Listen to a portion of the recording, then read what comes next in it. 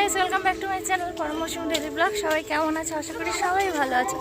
সবাইকে বিশ্বকর্মা পুজো ও মনসা পুজোর অনেক অনেক অভিনন্দন, শুভেচ্ছা, ভালোবাসা সব রইল। তো সবাই আজকের দিনটা খুব ভালো কাটুক, এটাই চাই। তো আমরা এখন বেরিয়ে পড়েছি, বড়মশাইয়ের অফিসে যাব। তো চলো, একেবারে ওখানে গিয়ে দেখা হচ্ছে তোমাদের সঙ্গে।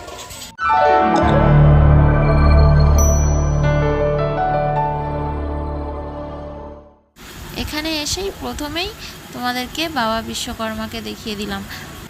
আমরা যখন আসি তখন পুজো তো হয়নি, তো এখন পুজো শেষ। এতক্ষণ ধরে ভিডিওটা কন্টিনিউ করা হয়নি। অ্যাকচুয়ালি আমার ক্যামেরাম্যান কোথায় হাওয়া হয়ে গেছিলো, ক্যামেরাম্যানকে দেখতে পাইনি। মানে ওর অফিসের পুজো তো, আর ও একটু ব্যস্তও ছিল, তাই ক্যামেরা করতে ও ভুলে গেছে, আমিও বলিনি। আর আমাদের পরমটা দেখো খুব ভালো একটা কাজ করে যাচ্ছে, বসে বসে ফোন দেখে যাচ্ছে। বাবার ফোনটা নিয়েছে না। আজকালকার ছেলেপুলেদের কী যে হবে ভগবান জানে, সারাক্ষণ ফোন ছাড়া চলে না। এর জন্য কম বকা খায় আমার কাছে, তবুও তো শোনে না। আর এখন আমি চলে এসেছি ওদের ফ্রন্ট অফিসে, এখানে এসে বসে আছি।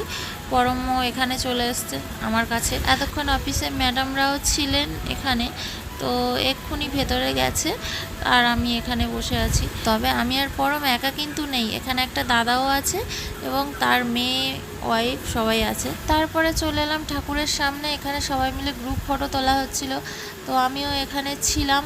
তারপরে ছেলেরা স্যারেদের সঙ্গে ফটো তুললো, তারপরে মেয়েরা সবাই স্যারের সঙ্গে ফটো তুললাম। আর এখন হচ্ছে নাচ গান। নাচ মানে বিশাল নাচের অনুষ্ঠান হচ্ছে এখানে, তোমরা তো দেখেই বুঝতে পারছো। কাকা তো দারুণ নাচছে, কাকার সঙ্গে এই দাদাও নাচছিল, সঙ্গে ওই ভাইটাও নাচছিল একটু একটু। ওই ভাইটার নাম জানি না অবশ্য। যাই হোক, কাকার নাচটা শুধু দেখো। আর ওদিকে তো বড়মশাই ক্যামেরা করছিল, তো শর্ট ভিডিও বানাচ্ছিল। আমি অবশ্য এই চ্যানেলে দিয়ে দেবো শর্ট ভিডিও, মানে কাকার এই নাচের ভিডিও অবশ্যই পেয়ে যাবে শর্টসে। এখন সাউন্ডটা দিতে পারলাম না, কপিরাইট আসার ভয়।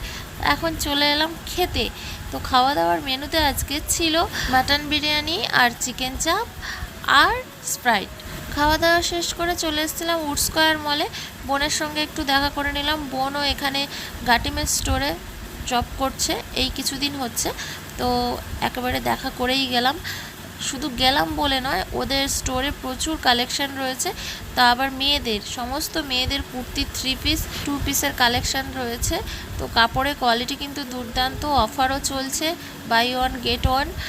700 টাকায় একটা কুর্তি কিনলে আর একটা কুর্তি ফ্রি, মানে 700 টাকায় দুটো, এরকম আর কি অফার চলছে। তারপরে তো আরও রয়েছে, কুর্তিগুলো কিন্তু দুর্দান্ত ছিল। কিন্তু বরমাশাইয়ের পকেট এখন গড়ের মাঠ, তাই জন্য এখন আমি কিছু নিলাম না, পরে অন্য সময় এসে নেব।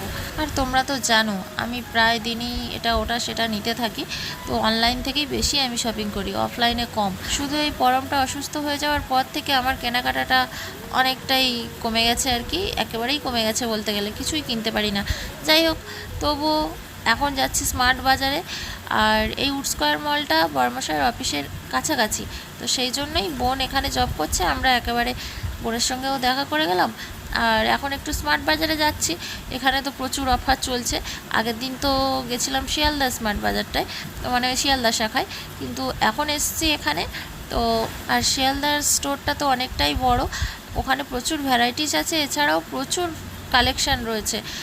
আর স্টোরে প্রচুর মানে কি বলে এগুলোকে, গ্রসারি প্রোডাক্টও রয়েছে। এখানে গ্রসারিটাই বেশি, তবে ড্রেসটা কম আছে।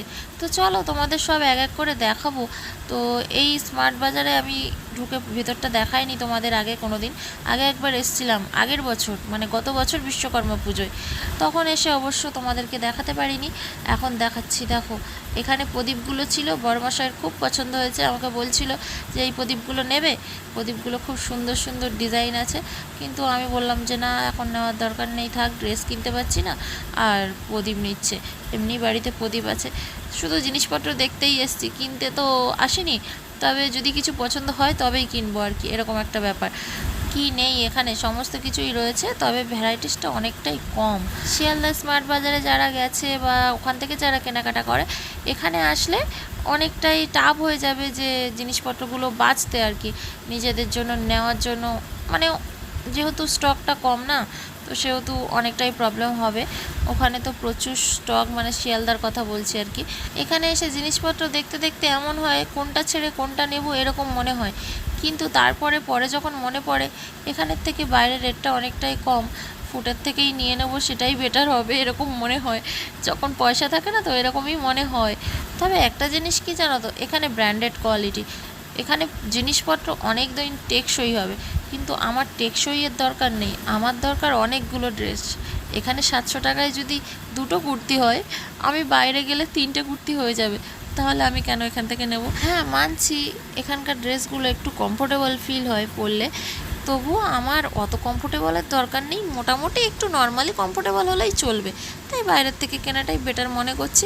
আর তাছাড়াও আমার স্মার্ট বাজারে কোনো কালেকশানই পছন্দ হচ্ছে না।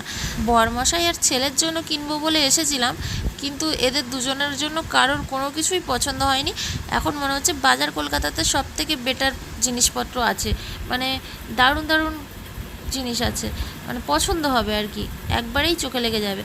কিন্তু এখানে সেরকম জিনিস আমি পেলাম না, বরমশাইও পেলো না, তাই কেউই নিচ্ছে না। গরমের তো আবার অক্টোবরের 1 তারিখে চেক আপের ডেট পড়েছে, ওই দিন তো আবার হসপিটালে যেতেই হবে, গেলে তখন শিয়ালদা বাজার কলকাতায় যাব, গিয়ে ওখানে না হয় ড্রেস দেখবো, 2-1টা নেবো ওদের জন্য। আমার তো প্রচুর ড্রেস রয়েছে, ড্রেসের অভাব নেই, তাই আমার লাগবে না। পুজোতে ওদের দুজনেরই বেশি করে দরকার। কিছু নেব না বলে বলে দেখো পরম ট্রলি ঠেলে ঠেলে নিয়ে আসছে, ট্রলিতে কয়েকটা কালার পেন্সিল এইসব নিয়েছে, আর বদমাশি করে ট্রলিটা ছেড়ে দিয়েছে, আর ওখান থেকে তো ঢালু মতো, তো একদম সোজা চলে এসছে।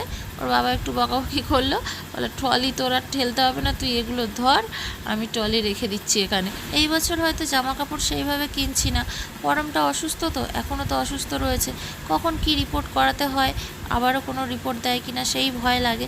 এ মাসেও রিপোর্ট দিয়েছে, তো সব রিপোর্ট তো বাইরে থেকেই করাতে হয় না, তো সেক্ষেত্রে মানে একটু টানাটানি তো চলছেই। তাই জন্য আমি নিজে থেকেই ভেবেছি যে এবছর কোনো জামা কাপড় নেবো না। নর্মালি আমি তো যখন তখন ড্রেস কিনি, কিন্তু ওরা তো সেইভাবে কেনে না, তাই পুজোয় ওদের জন্যই কিনবো সেটাই ভেবেছি আর কি।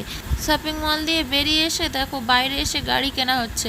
ও তো ওর মধ্যে একটা স্টল ছিল, খেলনার স্টল, তো তার মধ্যেখানে ঢুকে গিয়ে সমানে খেলনা কিনবে বলে চেঁচামেচি আরম্ভ করেছিল, তো সেখান থেকে বুঝিয়ে নিয়ে এসে বাইরে থেকে খেলনা কিনে দিলাম। ওর মধ্যে খেলনার যা দাম, তো মানে মাথা ঘুরে যাওয়ার মতো অবস্থা। সেম খেলনা বাইরে অনেকটাই কম রেট, তাই বাইরের থেকেই নেওয়া হলো। আর পরম তো বাইরে বেরোলেই খেলনার জন্য বায়না ধরে, আর ওর বাবা কিনেও দেয়। অফিস থেকে বেরোনোর পর থেকে জল খাওয়া হয়নি, তার উপরে তো বিরিয়ানি খাওয়া হয়েছে, প্রচুর পরিমাণে জল তেষ্টা পাচ্ছিল, তাই জন্য ও জল কিনে নিল একটা। জল খেয়ে আগে তো প্রাণটা ঠান্ডা করি, তারপরে তো বাড়ি যাওয়া। সারাদিন তো অনেক ঘুরলাম, চলো এইবার বাড়ির দিকে যাওয়া যাক। বাড়িতে এসেই দেখো একজন আর্টিস্ট বসে গেছে কালার পেন্সিলগুলো নিয়ে। এই কালার পেন্সিলগুলো ও নিয়েছে, মানে একদম কি বলে, এই রঙগুলোকে কী রঙ বলে আমি জানি না, যাই হোক এই ওয়াটার যে কালারগুলো হয়, তুলি দিয়ে আঁকতে হয়, ওইগুলোই নিয়েছে। মানে আগের বারে স্মার্ট বাজারে গিয়ে ওরকম কালার পেন্সিল নিয়েছিল, ওগুলো নিয়ে হয়নি, এইগুলো আবার নিয়েছে। বসে বসে এখন রামধনু আঁকছে। দেখো কত বড় আর্টিস্ট বসেছে, চারদিকে রং পেন্সিল তুলি সব নিয়ে বসে গেছে। আর এদিকে আর্টিস্টের বাবা দেখো খাটের উপরে উঠে বসে আছে মাথায় হাত দিয়ে, জানি না আবার কি চিন্তা করছে। আর স্মার্ট বাজার যাব, কিছু নেব না তাও একটা হয়। দেখো আমি আরও একটা নেল পালিশ কিনে নিয়ে চলে এসেছি, নেল পালিশের স্টক বাড়াচ্ছি। এটা আমার খুব ফেভারিট একটা নেল পলিশ, গত বছর আমি নিয়ে এসেছিলাম একটা, সেটা শেষ হয়ে গেছে, আবারও এবছর একটা নিয়ে এসেছি সেম কালার, তো খুবই ভালো লাগে আর খুব ভালো নেল পালিশটা। যাই হোক গাইস, আজকের ভিডিওটা এই পর্যন্ত, কেমন লাগলো কমেন্ট করে জানিও, ভালো লাগলে একটা লাইক অবশ্যই দিয়ে দিও। আবারও দেখা হচ্ছে পরে একটা ভিডিওতে। তো চলো সবাই লাইক কমেন্ট শেয়ার সাবস্ক্রাইব সব করে ফেলো তাড়াতাড়ি, আর আবারও আমি কাল আসছি। টাটা।